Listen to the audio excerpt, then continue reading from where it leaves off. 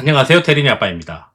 오늘은 이 기술적 분석으로 우리가 이제 뭐 익절을 하든지 또는 손절을 하든지 이런 기준들을 어떻게 잡아가야 되느냐, 좀 더 이제 일찍 팔 수 없느냐, 제가 이제 했었던 고민들을 오늘 이제 조선주를 비중을 줄이면서 저는 이제 매도의 기준을 이렇게 했습니다 라고 하는 이야기를 하고자 영상을 준비했습니다.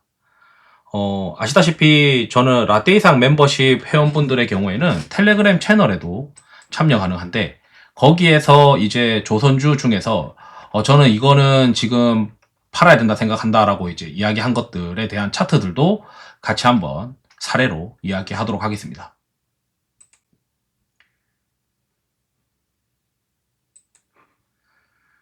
지금 현재 조선이 상대 강도가 여전히 높게 유지되고 있으니까 이걸 다 비울 수는 없어요. 그런데 이제 최근에 중소형 조선 기자재까지도 주가가 올랐으니까 그쪽으로도 저도 이제 플레이를 했었거든요.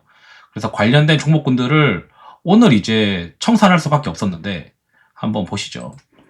우선 이 이야기를 하기 전에 지난번에 이제 매도에 관련된 이야기와 좀 겹치는 걸 수도 있는데, 먼저 제가 강조하고 싶은 건 여러분들이 주식의 포트폴리오를 한 종목에 너무 많은 비중을 사게 되면 손절이나 익절을 할 수가 없어요. 팔 수가 없단 말이죠. 그러면 내가 이 주식을 쉽게 손절하거나 쉽게 익절할 수 있는 비중이 얼마인지를 깨달아야 돼요.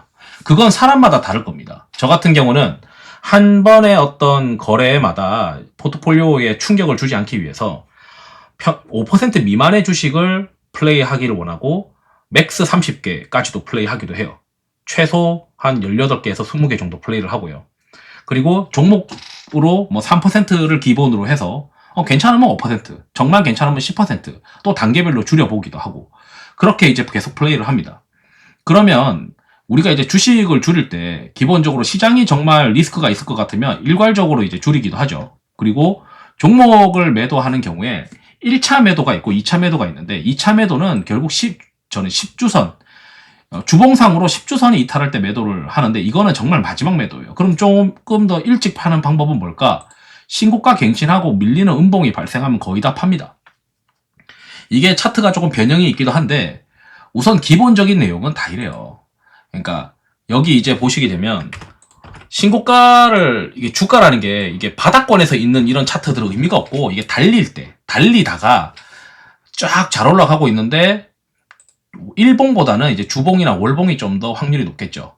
그래서 주봉이나 월봉상에 신고가를 갱신하다가 이제 밀리거나, 또는 신고가를 갱신하는 게 이렇게 좀 작게 나오기도 하고 또 크게 나오기도 하는데 이런 식으로 나오거나, 또는 내가 조금 늦게 봤는데 주봉상의 음봉이 직전의 중간값이라고 하는데, 뭐든지 양봉은 이렇게 중간값이라는 게 중요해요. 이 중간값이 그날에 있었던 평균 지지선인데, 이 지지선이 깨지는 걸 중간값이라 하거든요.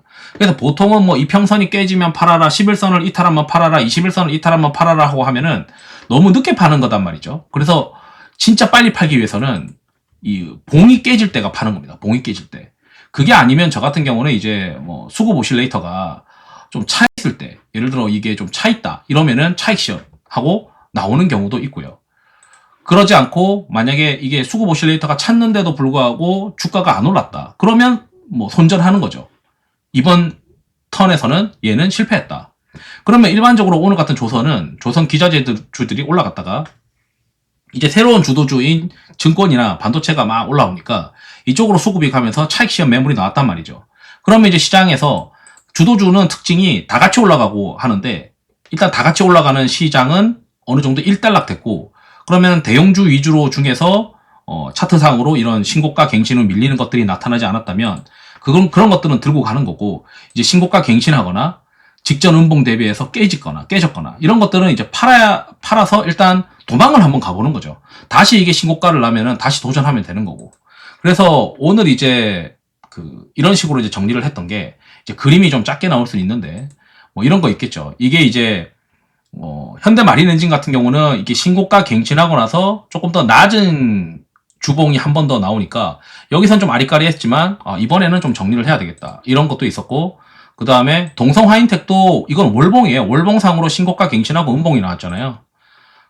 이거 이제 1시에 막 이렇게 말씀드린 건데, 그 다음에 XTX 엔진도 오늘 이제 한번 다시 들어가 볼까 하고 들어갔다가 바로 손절을 한 케이스인데, 이게 보시면 이게 월봉이에요. 월봉인데 신고가 갱신하고 또 음봉 나왔잖아요. 그러니까 이런 식으로 뭔가 차트가 신고가 갱신하고 음봉이 나오는 이런 모습들이 조선주 기자재 쪽에서 상당히 등장을 했고, 그러면은 이제 좀 청산을 하고 다른 종목군으로 바꿔가는 그런 전략들도 해야 된다 생각합니다. 이거는 이제 하나엔진이에요. 하나엔진은 이거는 신고가 갱신한 음봉은 아니지만 2주 전에 있었던 주봉의 중간값을 깨버렸잖아요. 그러면 이제 차익 시연을 한번 해봐야 되겠죠. 리스크 관리를 하기 위해서. 그동안 좀 먹었으니까. 그래서 지난번에 한미 정상회담이나 그 전에 시장이 피어앵그리드 오실레이터가 바닥에서 올라갈 때는 이번엔 조선을 많이 샀습니다 라고 말씀드렸고, 그리고 나서 지금은 조선을 많이 팔았습니다 라고 거꾸로 이제 말씀드리는데, 제가 이제 조선이 너무 미워서 판 게 아니고 기술적으로 봤을 때 지금 현재 신고가 갱신하고 음봉이 나왔다. 그렇지만 삼성중공업이나 현대중공업이나 이런 것들은 이런 차트도 아니고 과열로 갔다가 뭔가 차익 매물이 나온 게 아니기 때문에, 그리고 시장의 조선에 대한 트렌드가 아직 끝난 거 아니기 때문에 대형주들은 들고 있는 거죠. 그래서 기관 투자자들 자세히 보면 처음에 이제 시장이 뭔가 형성이 되면 대형주가 먼저 가고, 그 다음에 그 갭을 메우기 위해서 중소형주들이 막 뛰어다닙니다.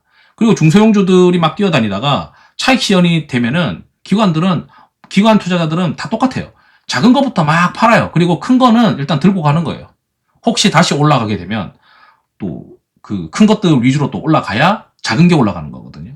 그래서 우리가 이제 종목 기준으로 교체 매매를 하거나 또는 내가 손절을 하거나 또는 익절을 하거나 이런 거를 할 때 내가 잘못 들어갔을 수도 있잖아요. 그럴 때 보게 되면 시장 주식이 달리다가 신고가 갱신하고 음봉 나오는 경우, 특히 주봉이나 월봉에서, 그리고 비슷한 까라들이 같이 또 그런 형태들이 여러 개가 눈에 보인다면 일단 비중을 대폭 줄이거나 날려버려야 된다라고 이제 이야기를 하고 싶습니다. 그래서 오늘 이제 있었던 이야기들을 가지고 참고를 해서, 물론 이게 매번 맞다고 볼 수는 없지만 대략적으로는 그래도 맞기 때문에 하나의 어떤 기준으로 삼으면 좋을 것 같다, 이렇게 이제 말씀드리고 싶고요. 그래서 이제 우리가 시장의 어떤 리스크가 아니고 종목의 어떤 리스크가, 저는 이제 신고가 갱신하다가 갑자기 이제 밀리는 음봉들은 특히 주봉이나 월봉에 터지게 되면 그건 항상 조심해야 된다, 이렇게 이제 말씀드리면서 영상을 마치도록 하겠습니다. 투자에 도움 되시길 바랍니다. 감사합니다.